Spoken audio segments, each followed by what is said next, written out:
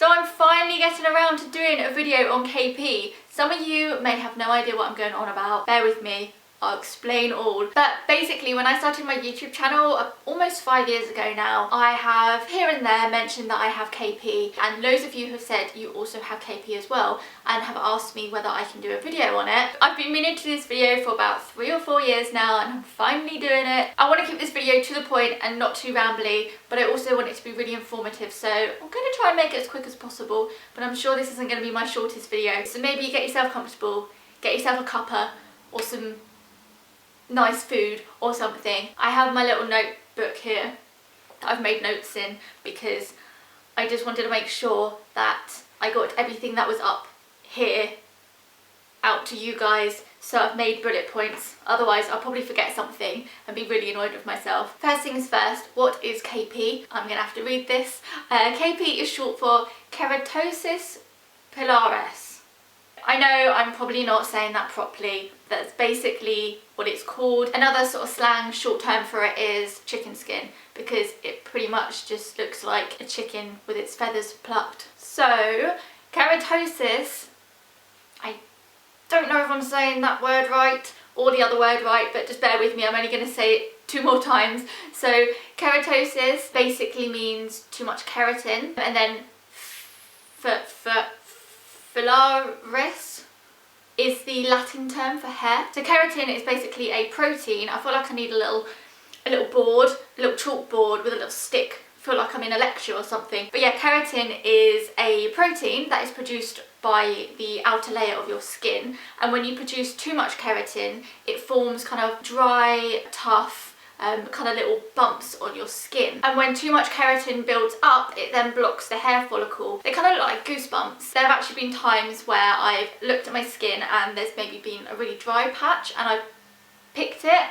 Don't pick your skin, don't pick it. I'm not advising you do that, but it was quite interesting because I remember picking the skin, the little bump came off and a hair just popped through.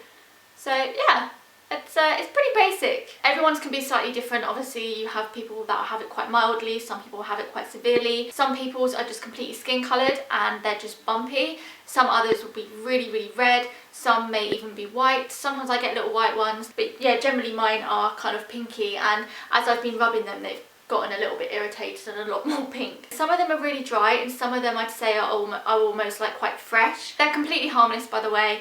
Sometimes they can be a bit itchy. It's not contagious, you can't catch it from anyone, but it is inherited. So if your parents have it or one of your parents have it, then you do have quite a high chance of getting it. I don't think my mum has it, but I'm certain that my dad has it. They are associated with people that have dry skin. So if you have dry skin, like if you have things like eczema, you're probably more likely to get them as well. Most likely to affect children and teenagers, because apparently everything just gets worse when you're a teenager. I remember really noticing it when I was probably around 10 and upwards. Some people find that they just get it in their teens and then it completely goes as an adult, and some may get it in their teens and it still be visible as an adult, but it will improve. People of all ages get it, but it's less likely for an elderly person to get it compared to a teenager or a young adult. And it affects 1 in 3 people, so that's actually quite a lot of people. And also, if you are female, you are more likely to have it,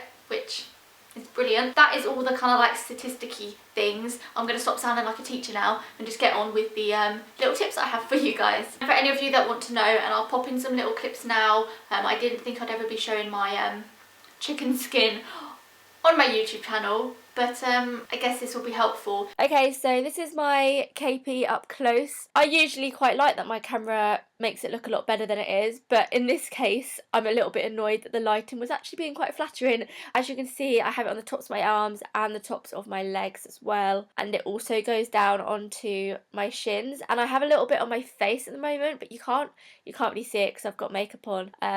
Yeah, I don't know what I'm doing.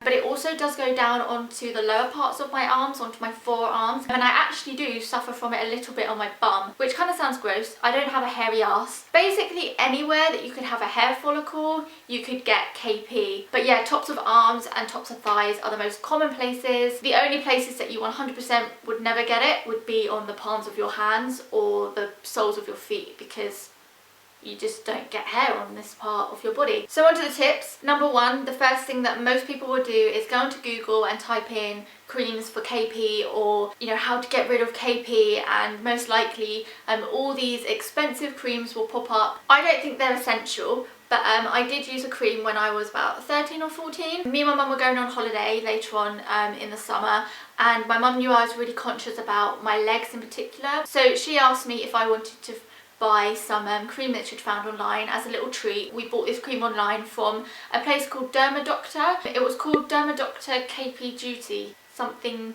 along those lines. I have to say it worked wonders. I loved it. It was an amazing cream. It made my skin feel so much softer, so much smoother, and a lot less red. But it isn't a solution. Like, there is nothing you can do that will completely get rid of it forever. The price has gone up a little bit since I bought it. So it is for a 4-ounce bottle or tube. It's about $38.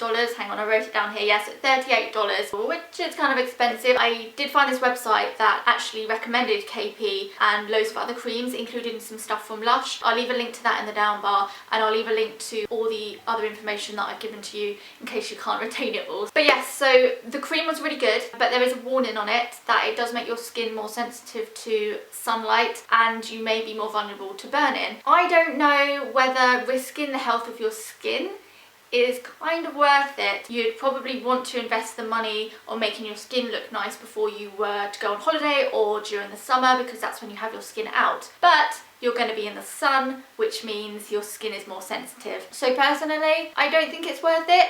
I think it is worth having a bottle of the what's it called? DERMAdoctor. If you just want to work it out a few days before you've got a special occasion, maybe you've got prom or a wedding to go to, or something nice to do where you want your arms and your legs out, and a few days before you just want to use it a couple of times. But to use every day and to use during the summer when your skin's going to be exposed to sun, I don't recommend it, because it is expensive. It's not, you know, it's something that you'd have to keep buying, but to have a bottle to use here and there, I think it's fab. I cannot recommend any other KP products because I've not used them, and the problem with things like this is that companies will really play on your insecurities. So companies know that you're insecure about your skin, or you know, with diet companies or detox companies, they know you're insecure about your weight, so they play on that, and they will up their prices just so you spend more. Annoying, but it happens, which is why I don't want to just recommend you go out and buy any KP cream, but I do recommend the cream that I've used before. You can also look for urea based products, which I'm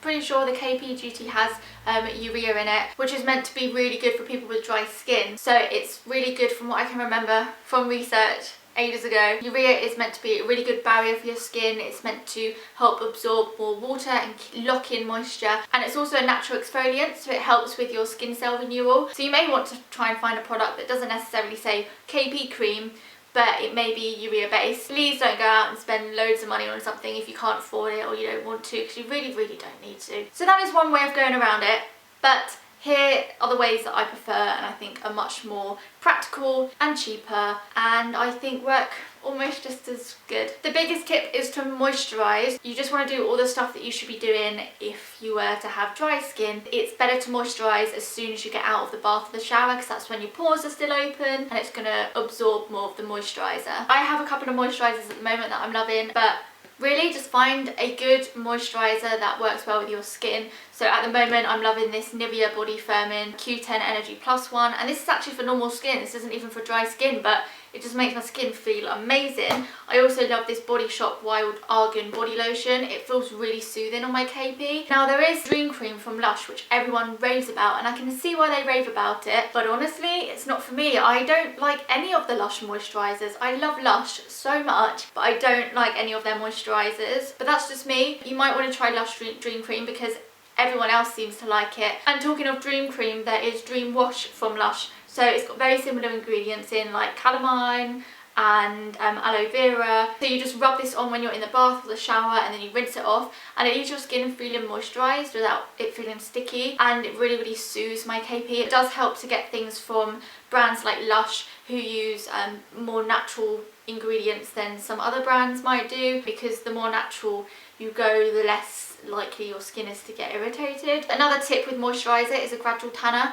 I love this one from Garnier. I mentioned this in my last favourites video. It's really good for fair skin. I've got it on today. This is just one coat. And obviously because my skin is slightly browner, then it makes my KP look better. So that is a tip. Gradual tanner or self tanner, whatever you takes your fancy. And with the moisturising, you want to do it at least every day or every time your skin feels dry. Next thing is to exfoliate. I don't advise exfoliating daily because your skin needs to do its thing, but I say exfoliate every 3 days, a couple of times a week, once a week minimum. But one thing you can do every day in the bath or the shower is use a loofah. Now, I thought everyone used one of these. I think they're called loafers. Loofah?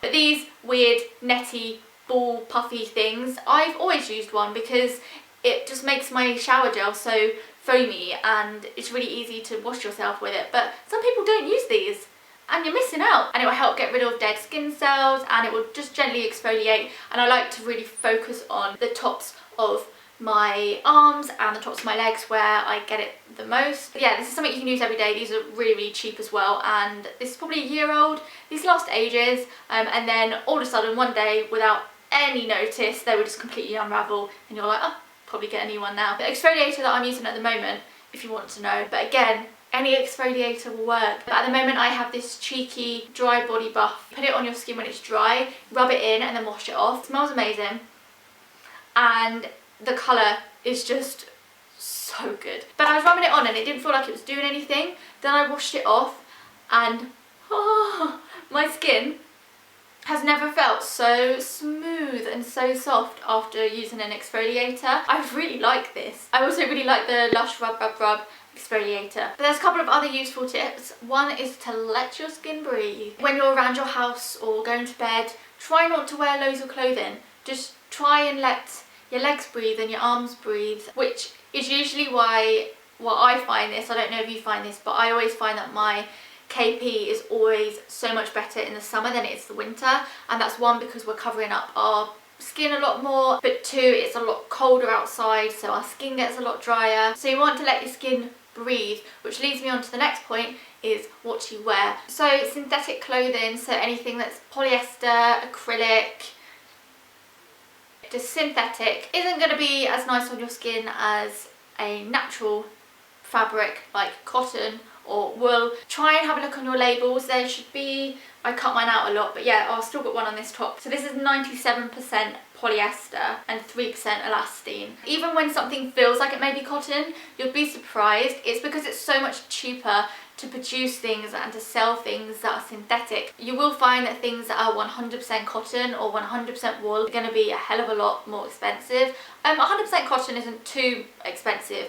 100% wool is fairly expensive, but if you can afford it, then it does help. So during the winter, if you're wearing actual woolen jumpers, you'll find that it's a lot softer on your skin and it's just a lot friendlier. I always find in the winter when I wear jumpers that are polyester or acrylic, my arms get so angry, they get so red. But in the summer when I'm wearing tops that are more flowy and I'm letting my skin breathe, or I'm wearing long sleeve tops but they're 100% cotton, my skin can breathe and it's a lot softer on my skin and it's just not as harsh. But that is a little tip. If it is really, really bad and you're getting really upset about what your skin looks like, then that is a tip. And you may want to, for example, with me, I really don't like my legs, and because they're so pale, the KP shows up on my skin even more, and I have bad circulation, so my legs can go purple sometimes. I have a tendency to wear tights which are completely synthetic, and even if it's skin coloured tights, it will just completely irritate my skin. But actually, if I just had the confidence to have bare legs for a couple of days,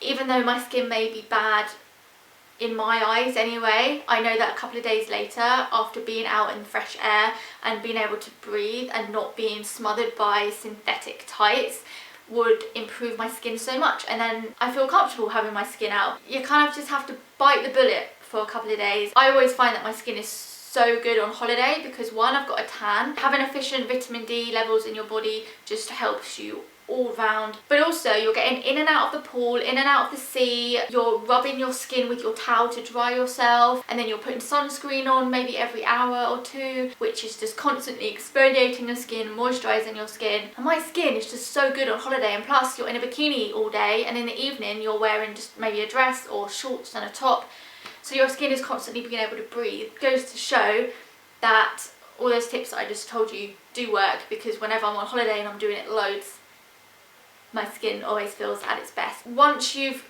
got your skin out and you've gotten over that point of, oh, people are going to see my skin, you just feel more confident anyway. So in a way, sometimes it can be mind over matter.